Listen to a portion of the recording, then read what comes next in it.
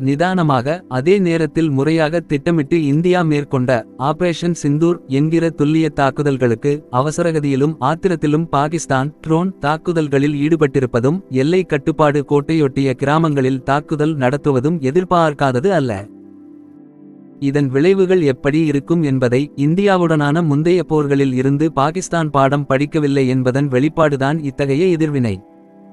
பஹல்காமில் நடத்தப்பட்ட இந்தியாவின் ஆன்மா மீதான தாக்குதல். நிராயுதபாணிகளான 26 சுற்றுலா பயணிகளை மத ரீதியாக பிரித்து அவர்களது உறவினர்களின் கண் முன்னால் கொடூரமாக சுட்டுக் கொன்ற அரக்கத்தனத்துக்கு மன்னிப்பே கிடையாது.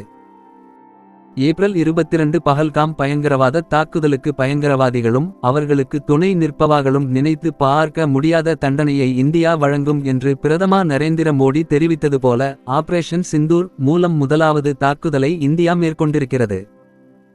பாகிஸ்தான் ஆக்கிரமிப்பு காஷ்மீரில் மட்டுமல்லாமல் பாகிஸ்தானின் பஞ்சாப் மாநிலத்தில் உள்ள பயங்கரவாதிகளின் முகாம்கள் மீதும் தாக்குதல் நடத்தப்பட்டது.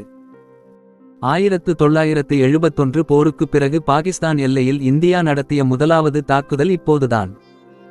ஆபரேஷன் சிந்தூர் துல்லிய தாக்குதலில் குறிவைக்கப்பட்ட 9 இடங்களில் 4 இடங்கள் பஞ்சாப் பகுதியில் உள்ளது குறிப்பிடத்தக்கது.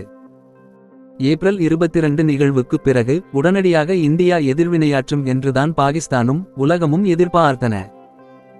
பிரதமரும் சரி, இந்திய அரசும் சரி, அவசரப்படாமல் நடத்திய திட்டமிடலும் சாவதேச அளவில் பாகிஸ்தானின் பயங்கரவாத செயல்கள் அடிப்படையில் மேற்கொண்ட ஆதரவு திரட்டலும் இப்போது பாகிஸ்தானை தனிமைப்படுத்தி இருக்கிறது.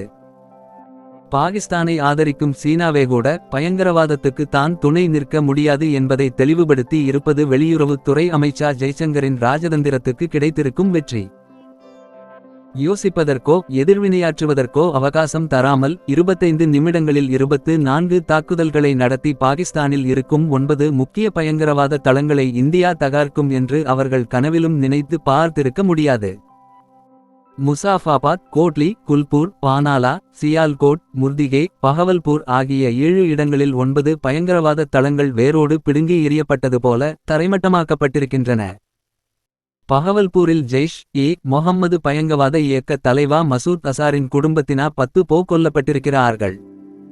பயங்கரவாதிகளை பாகிஸ்தான் ஆதரித்து ஊக்குவிக்கிறது என்பதற்கு எத்தனையோ சாட்சியங்களும் உதாரணங்களும் இருக்கின்றன. பாகிஸ்தானின் வெளியுறவுத்துறை அமைச்சர் குவாஜா ஆசிபும் பிலாவல் பூட்டோவும் வெளிப்படையாகவே தங்களது அரசு பயங்கரவாதிகளை ஆதரிக்கிறது என்று தெரிவித்திருக்கிறார்கள். பாகிஸ்தானின் நோக்கம் 2 வகையானது. முதலாவது, தனது பொருளாதார நெருக்கடியில் இருந்தும் மக்கள் மத்தியில் ஆட்சியின் மீது ஏற்பட்டிருக்கும் அதிருப்தியில் இருந்தும் கவனத்தை திசை திருப்புவது. இரண்டாவது, இந்தியாவில் மத கலவரத்தை தூண்டி நிலையற்ற தன்மையை ஏற்படுத்துவது. குறிப்பாக சுற்றுலா பயணிகளின் வருகை அதிகரித்திருக்கும் நிலையில் காஷ்மீரில் மீண்டும் பதற்றத்தை ஏற்படுத்த விரும்புகிறது பாகிஸ்தான். பஹல்காமில் சுற்றுலா பயணிகளை மத ரீதியாக பிரித்து ஹிந்துக்களை திருக்குரான் வசனங்களை உரக்கச் சொல்லும்படி கட்டளையிட்டு அவர்கள் நெற்றிப் பொட்டில் துப்பாக்கியை வைத்து கொடூரமாக சுட்டுக்கொன்று அதிர்ச்சியில் உறைந்து போயிருக்கும் மனைவி, தாய் உள்ளிட்ட உறவினர்களிடம் இதையெல்லாம் உங்கள் மோடியிடம் போய்ச் சொல்லுங்கள் என்று எக்காலமிட்டதற்கு ஒரு காரணம் உண்டு. அவர்கள் நினைத்தார்கள் இந்தியா கொதித்தெழும், ஹிந்துக்களும் இஸ்லாமியர்களும் மோதிக்கொள்வார்கள், மத கலவரம் மூண்டு இந்தியாவில் இரத்த வெள்ளம் பெருகும். அந்த சந்தர்ப்பத்தை பயன்படுத்தி தாக்குதல் நடத்தலாம் என்பதுதான் அவர்களது திட்டம். இந்துக்கள் ஆத்திரமடைந்தனா இஸ்லாமிய சகோதரர்கள் மீதல்ல, பயங்கரவாதிகள் மீதும் பாகிஸ்தான் மீதும். இந்திய முஸ்லிம்கள் பயங்கரவாதிகளை ஆதரிக்கவில்லை, இஸ்லாமுக்கு எதிரானவாகள் என்று வெகுண்டெழுந்தனா முதல்வர் ஓம் அப்துல்லாவும் ஜம்மு காஷ்மீர் சட்டப்பேரவையும் பயங்கரவாத தாக்குதலை கண்டித்து தீர்மானம் நிறைவேற்றியது.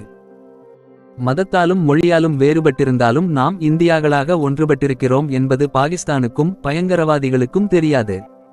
இந்தியா பாகிஸ்தானின் எல்லைக்குள் நுழையவில்லை, பாகிஸ்தானில் உள்ள பொதுமக்கள் எவரையும் பாதிக்கவில்லை, இராணுவ தளங்கள் மீது தாக்குதல் நடத்தவில்லை, பயங்கரவாதிகளின் தளங்களைத்தான் தகாத்திருக்கிறது. அப்படி இருந்தும் இப்போது பாகிஸ்தான் கண்மூடித்தனமாக இந்தியாவின் பல பகுதிகளையும் தாக்க முற்பட்டிருக்கிறது. அவர்கள் ஓர் உண்மையை உணர வேண்டும். போரை எப்போது எப்படி தொடங்குவது என்பதைத்தான் நாம் முடிவு செய்ய முடியும். போர் தொடங்கிவிட்டால் அது எப்போது எப்படி முடியும் என்பது நம் கையில் இல்லை. இதை யாராவது பாகிஸ்தானிடம் சொன்னால் தேவலாம்.